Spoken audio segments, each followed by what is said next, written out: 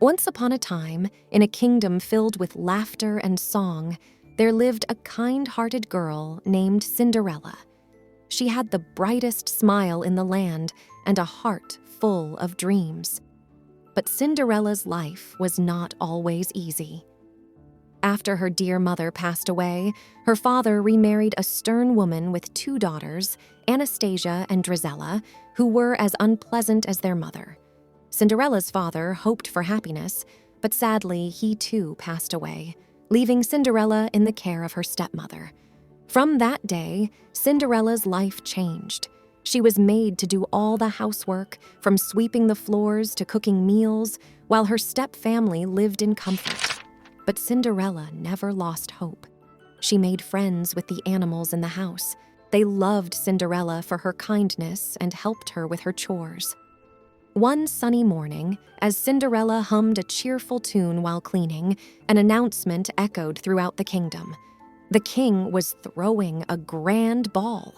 His son, the prince, was to find a bride, and every eligible maiden was invited. Cinderella's heart fluttered with excitement. A ball! I've always dreamed of going to a ball! Her stepmother smirked. You, Cinderella, attending the ball? Don't be silly. You have no dress and you'd be too busy with your chores anyway. Cinderella's heart sank, but she still dared to dream. In a twist of fate, Cinderella's animal friends decided to surprise her. While she was away doing errands, they gathered materials and began to make a dress. They worked tirelessly, stitching and sewing with all their might. When Cinderella returned, she couldn't believe her eyes. There, in the midst of her friends, was the most beautiful dress she had ever seen. For me? She gasped, tears of joy in her eyes. However, her happiness was short-lived. Anastasia and Drizella, green with envy, tore the dress apart, leaving Cinderella in tatters. Heartbroken, Cinderella ran into the garden, her dreams shattered like glass. As she wept under the moonlight, a gentle voice spoke. "Dry your tears, child. You shall go to the ball."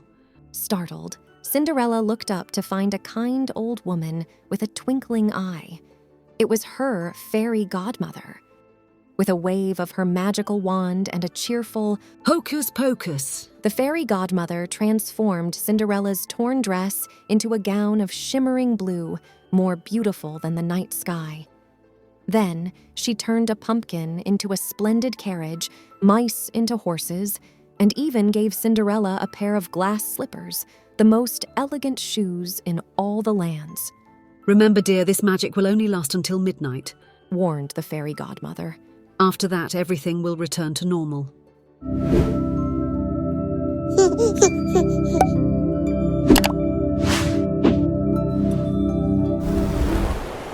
Cinderella, overwhelmed with gratitude, promised to remember and hurried off to the ball.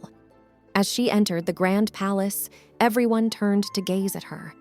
She was the most beautiful maiden there. Even her stepmother and stepsisters didn't recognize her.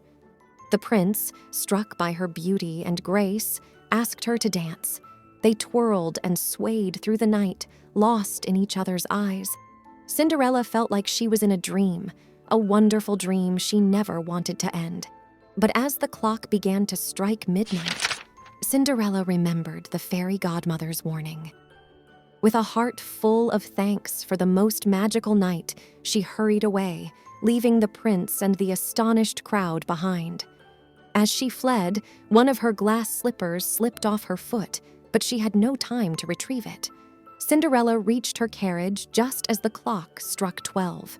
In a flurry of magic, her gown turned back into rags, the carriage into a pumpkin, and the horses into mice. But her heart was full of joy and love from the wonderful night she had experienced. The next day, the kingdom was abuzz with news of the mysterious maiden who had stolen the prince's heart. The prince, determined to find her, declared that he would marry the maiden whose foot fit the glass slipper left behind. Soon, the prince's messengers arrived at Cinderella's home.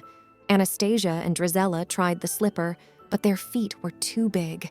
Just as it seemed all hope was lost, Cinderella shyly asked if she might try the slipper. Her stepmother laughed, but the messenger nodded.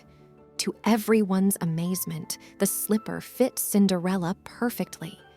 Just then, her fairy godmother appeared and, with a wave of her wand, transformed Cinderella back into the beautiful maiden from the ball.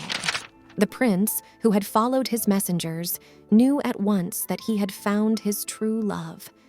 Cinderella and the prince looked into each other's eyes, and everyone could see they were meant to be together. The wedding was grander than any the kingdom had ever seen. Cinderella's kindness and beauty shone brightly, and the kingdom rejoiced in their prince's choice of bride. Her stepfamily, humbled by her fortune and the kindness she still showed them, begged for her forgiveness. Cinderella, with her ever-gentle heart, forgave them, and they too found joy in the new, kinder paths their lives took. Cinderella and the prince lived a long, happy life, filled with the same love and joy they felt on the night they first danced. Her story became a beacon of hope, teaching generations that kindness, courage, and a believing heart can change one's fate.